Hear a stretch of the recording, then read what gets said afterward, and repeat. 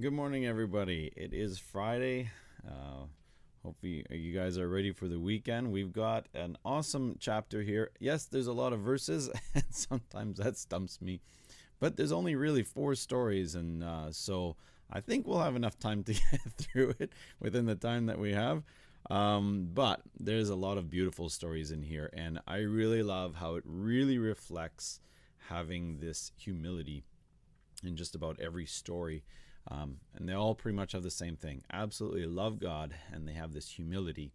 And so that's why I named this chapter that. Love God and remain humble, or something like that. Stay humble, something like that. Anyhow, let's get started in here. There we go. So we start with, Jesus did the Sermon on the Plain, and he just finished with that. And so now it says, now when he concluded all his sayings in the hearing of the people, he entered Capernaum. So Capernaum, yes, he was born in Nazareth, or born in Bethlehem, raised in Nazareth, but he also lived a while in Capernaum. And so he knew the people around here. And a certain centurion's servant who was dear to him was sick and ready to die. So when he heard about Jesus, he sent elders of the Jews to him, pleading with him to come and heal his servant. This is very uncommon, actually, because first thing is Roman soldiers and centurions, when they had servants, if they were sick, they often killed them. And so there's something different about this guy. He had a compassion for his servants. But look at this. When he heard about Jesus, he sent elders of the Jews to him.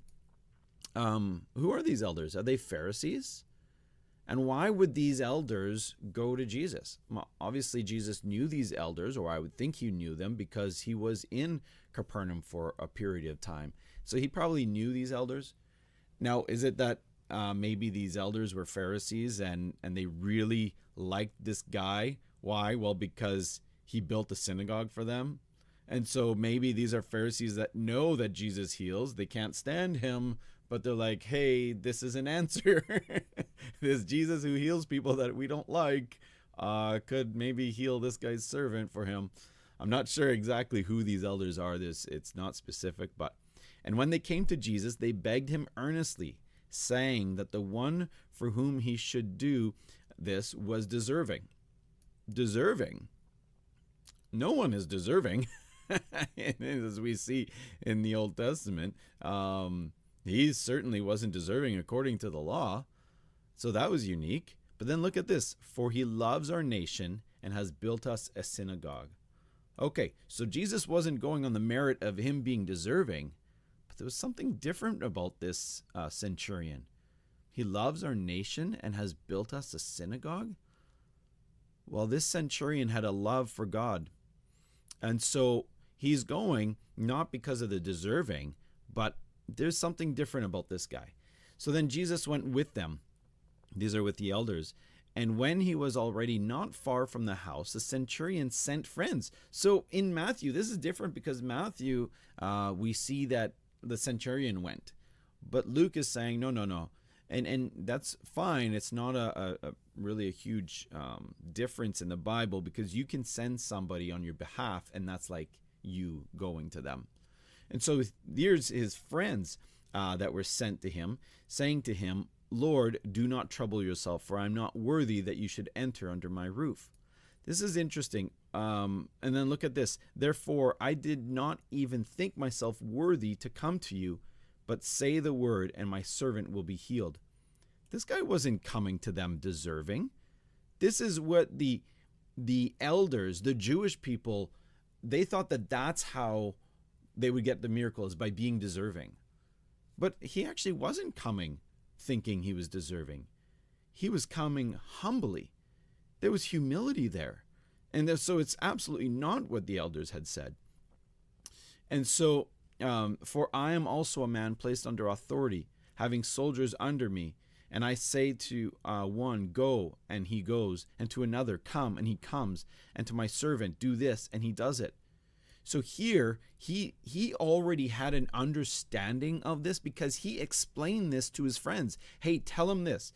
He said, don't come to my house because I'm not worthy, showed his humility, But tell them also this: I understand authority because I have authority, and words are powerful. And he's actually still in the house with the servant, tending to his servant and helping him out.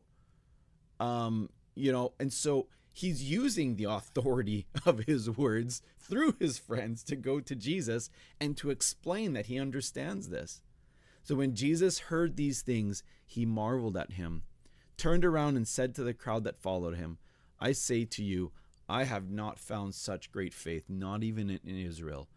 This is absolutely incredible. There's only 2 times that Jesus marvels like this, that we see that he marvels, and here's one of them. And he marveled at this guy's faith.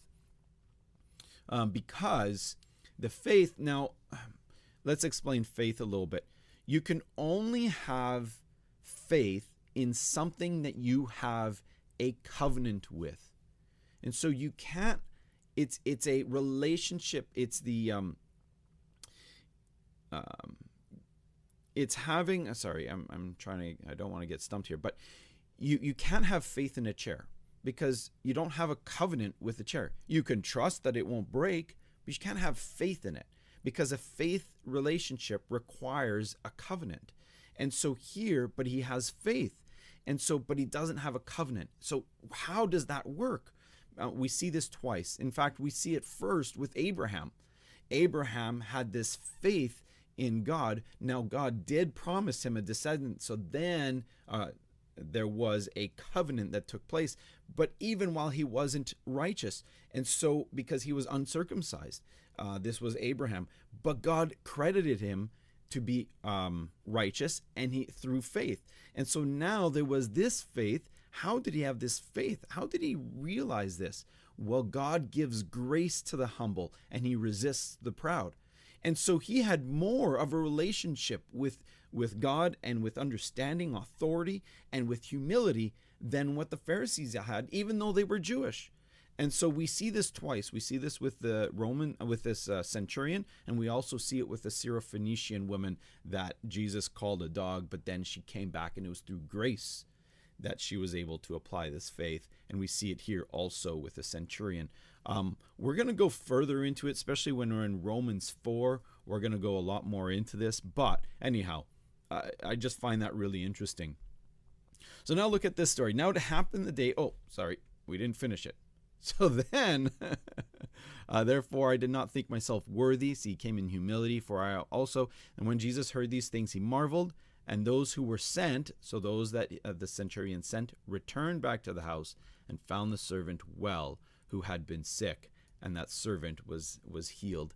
And it was through this absolute understanding of authority and through humility and through love that we see that he was able to obtain this grace.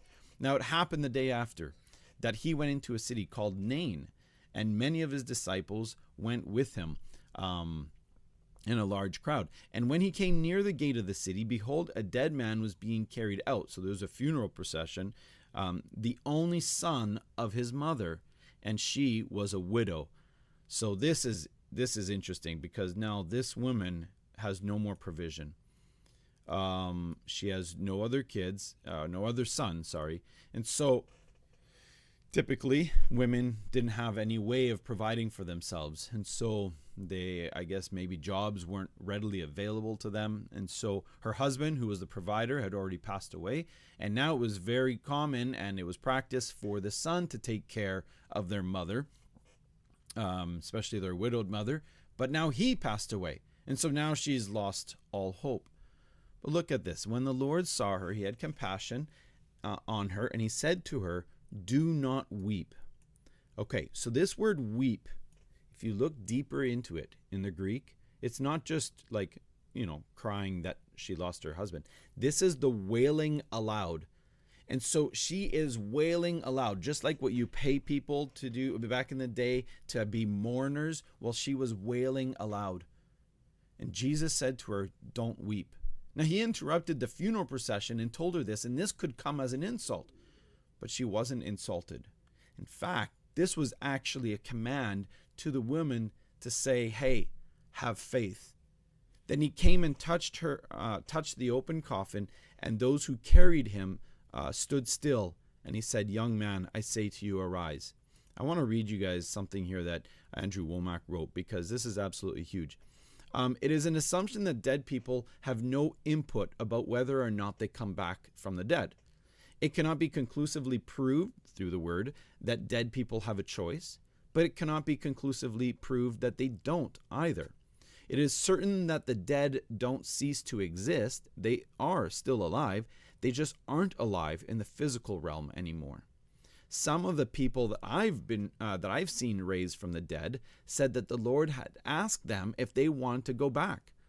And this is a common story for people who have come back from the dead, and I've heard this also, of people saying no, they had an option as to whether or not they want to come back. But however, in order to be consistent with Scripture, which always has faith as a necessity for receiving a miracle from God. Okay, so this is not just Jesus waving a wand and just miracle, miracle, miracle, miracle. No, these are people, the necessity of faith needed to be there. So some degree of faith must have been present in those receiving this miracle for the miracle to take place. Notice that Jesus didn't tell this widow not to weep because he was going to raise her son from the dead. There was no reason given, but she had to have faith in the one who spoke to her. And so very interesting just to see that this comment, don't weep. Hey, I don't want you wailing. I don't want you mourning. I need you to stand in faith with me, pretty much is what he was saying. Hey, no weeping, so this woman needed to have faith in this, and that he was able to work with. So he who was dead sat up and began to speak, and he presented him to his mother. Then fear came upon all, and they glorified God, saying, a great prophet has risen up among us. Yeah, so they're seeing Jesus just as a prophet. And look at this. And God has visited his people. Yeah, of course he's visited through Jesus. He's the one. He is the God who has come to earth and is visiting his people. But they're not seeing that as that. They're seeing Jesus as the prophet is among us, and God somehow came and visited us by raising him from the dead, not seeing Jesus as the one, as God who has visited them. And this report about him went throughout all Judea and all the surrounding regions, even up to John the Baptist, who is in prison. So then the disciples of John reported to him concerning these things. So this could have been Andrew, could have been some of the other disciples who were just disciples of John and not yet, and not really following Jesus as his disciples, but could have been any of them. But they told him about this taking place, raising from the dead. And John, calling two of his disciples to him, sent them to Jesus, saying, are you the coming one, or do we look for another? Now, a lot of in fact, I think just about every commentary I see is attributing John the Baptist here as having doubt. And that is very possible. One guy explained it well. He said, it could be that John the Baptist was expecting what everybody else was expecting, that Jesus was going to be freeing Israel from Rome, and he was going to be, coming as the Lord and taking the throne in Israel, and it wasn't happening. And he's in prison, and so maybe it was coming this way, and he was expressing his doubt. Are you the coming one, or do we look for another?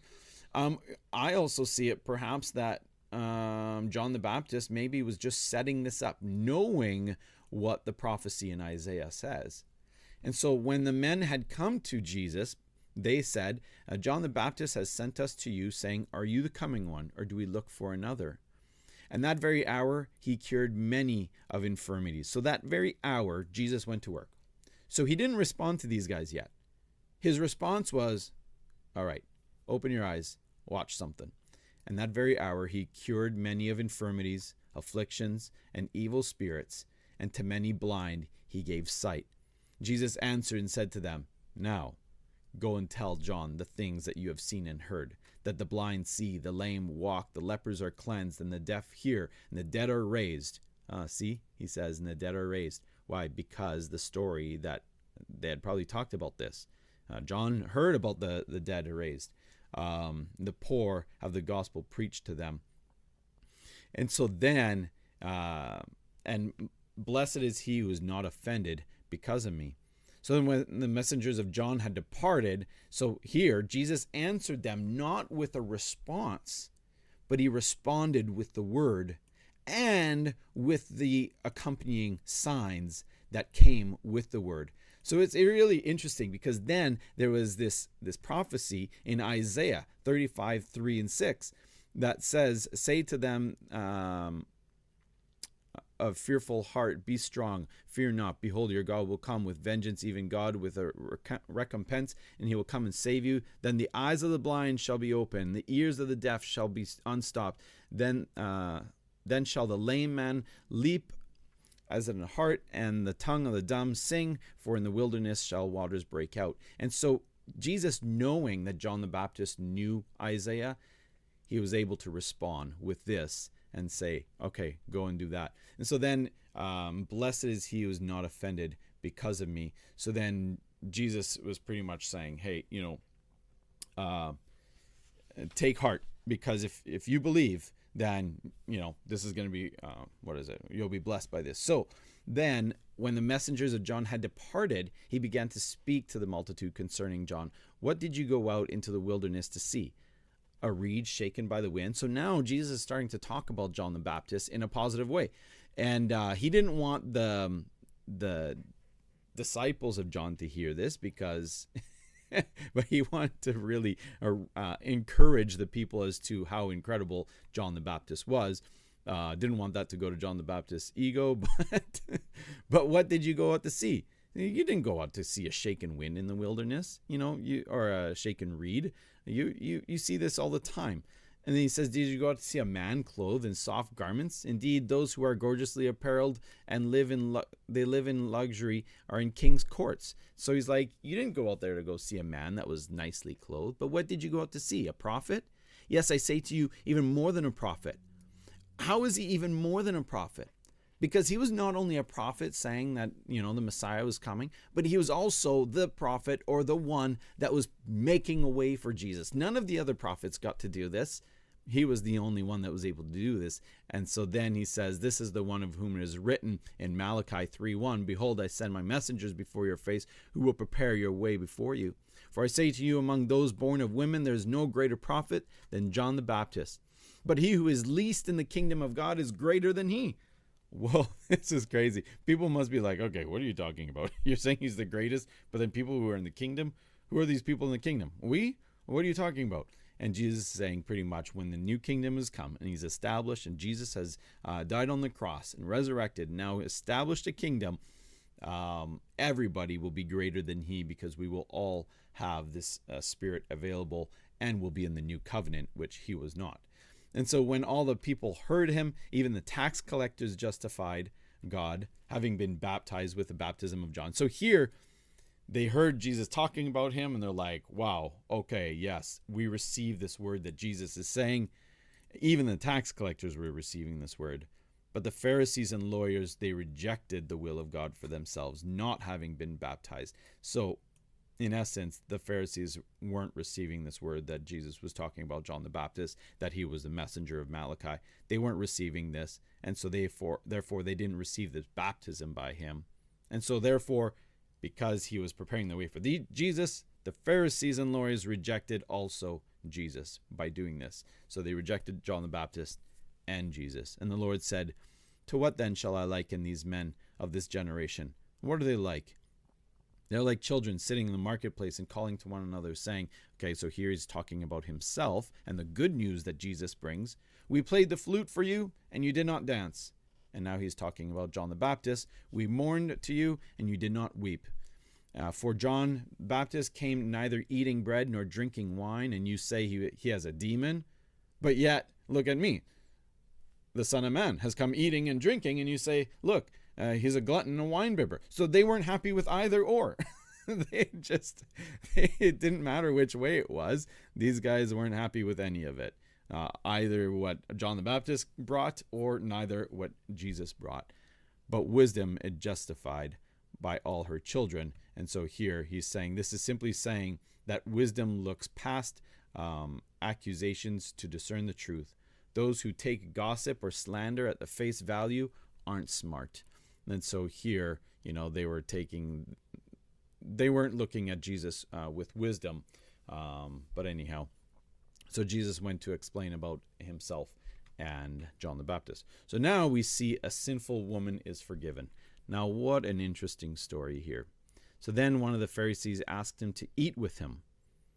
Okay, why did he ask him to eat with him? He went to the Pharisee's house. So this Pharisee was curious. Seems like some of the Pharisees wanted to know more about Jesus. And so he gave him this opportunity and sat down to eat. And behold, so here where they were at the Pharisee's house, they kind of had apparently this openness that people can come and observe. But behold, a woman in the city who was a sinner, when she knew that Jesus sat at the table in the Pharisee's house, brought an alabaster flask of fragrant oil. This is not the story of Mary Magdalene. This is another one. And stood at his feet behind him, weeping. And she began to wash his feet with her tears and wiped them with her hair, kissed his feet and anointed them with fragrant oil. Now the Pharisee who had invited him saw and spoke to him. See, look at this. Who had invited him saw this, and he spoke to himself, saying, so this is something he was saying to himself, man, this man, if he were a prophet, so he didn't really believe that Jesus was the Savior. And he's like, if he were, then he would know in what manner of woman this is who is touching him. She's a sinner. And Jesus answered and said to him, Simon, I have something to say to you. He's like, okay, say it. There was a certain creditor who had two debtors. One owed 500 denarii, the other 50. When they had nothing with which to repay, he freely forgave them both. Tell me, therefore, which one of them loved him more? And of course, he answered him correctly. Well, I suppose the one who was forgiven more. Yeah, you judged right. Then he turned to the woman and said to Simon, do you see this woman? I entered your house and you gave me no water for my feet, but she washed my feet with her tears and wiped them with her hair. You gave me no kiss, but this woman has ceased not to kiss me or kiss my feet since the time that I came in. You did not anoint my head with oil, but this woman has anointed my feet with fragrant oil. Therefore I say to you, her sins, which are many, are forgiven, for she loved much, but to whom little is forgiven, the same loves little. Then he said to her, your sins are forgiven. And so here also, on humility and this love that she came, her sins were forgiven.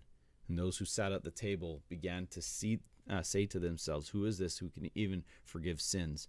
And he said to the woman, your faith has saved you. And here, being established on God's grace, her humility, and her love for God. And he says, go. Not only go, not go, leave me alone, but rather go in peace, because her faith has saved her. This is absolutely incredible.